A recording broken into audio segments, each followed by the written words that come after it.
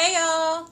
So, it's my lunch hour, and I decided instead of going outside, because it is literally snowing pollen out my window right now, and checking the news, I figured I would read some children's books on Facebook Live. I know many of you have kids, and you might be tired of reading them to your children. So if your kids are interested in reading Frog and Toad books with me, feel free to show them this video later. I'm also just going to read this because I love Frog and Toad and they make me feel better. So I'm going to start with Frog and Toad Together by Arnold Lobel. Fun fact about Arnold Lobel, I didn't know growing up that he was actually gay. And he wrote his Frog and Toad books as a way of expressing the emotional connection he felt with other men in a time when he wasn't allowed to be himself. And I just think that that's really sweet, but also sad, but something I wanted to acknowledge. So I am going to read Frog and Toad Are Friends. Not all of it, but at least a couple of chapters.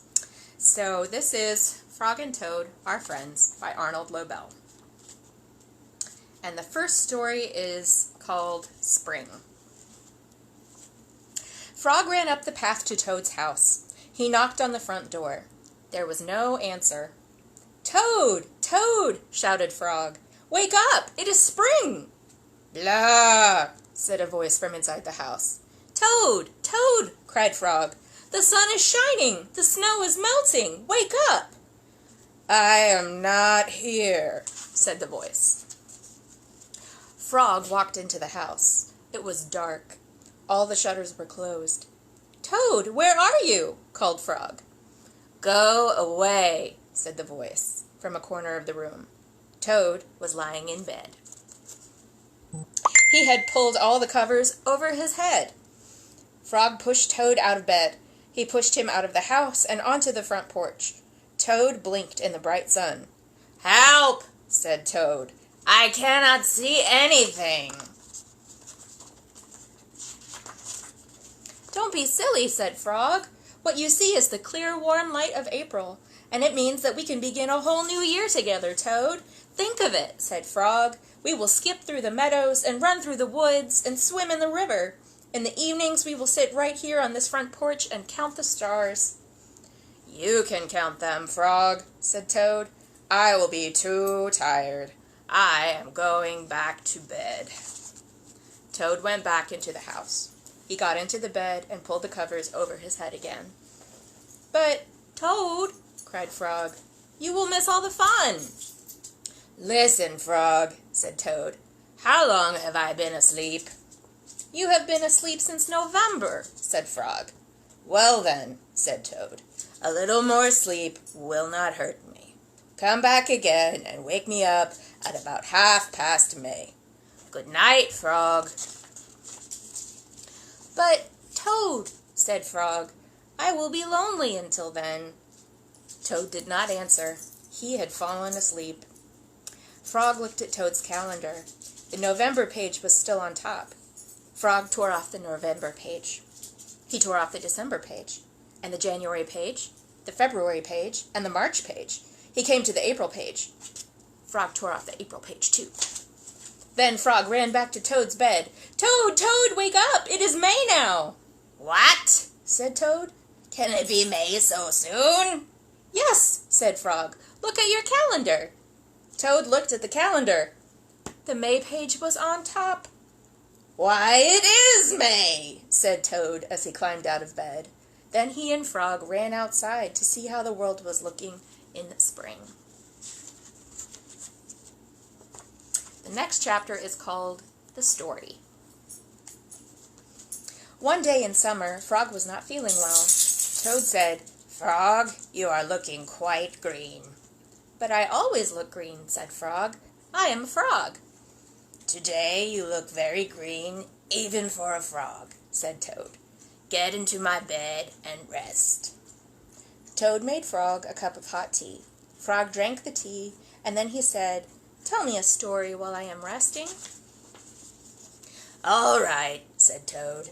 "Let me think of a story to tell you." Toad thought and thought.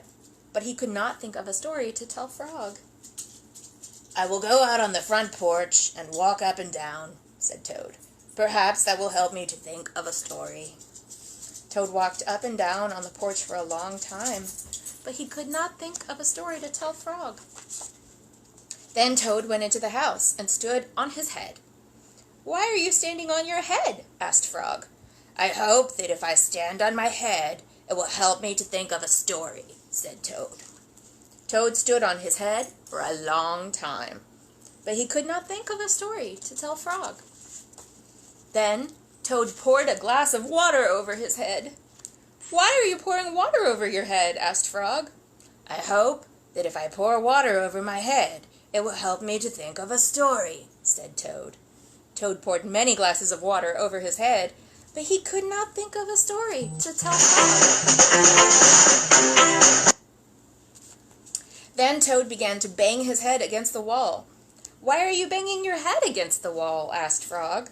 "I hope that if I bang my head against the wall hard enough, it will help me to think of a story," said Toad.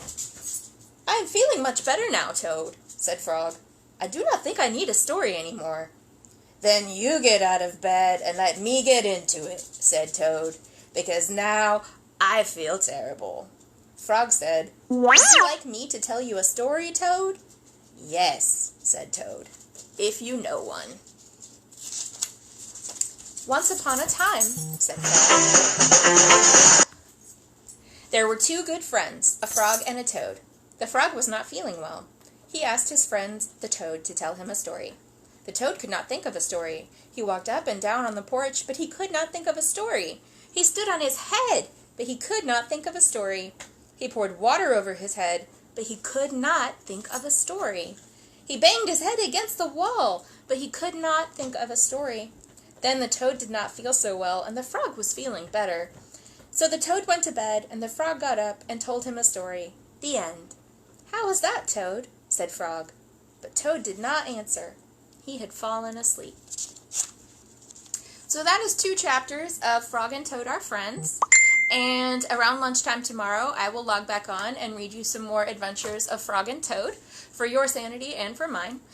In the meantime, have a beautiful day. See if you can get outside and enjoy this weather.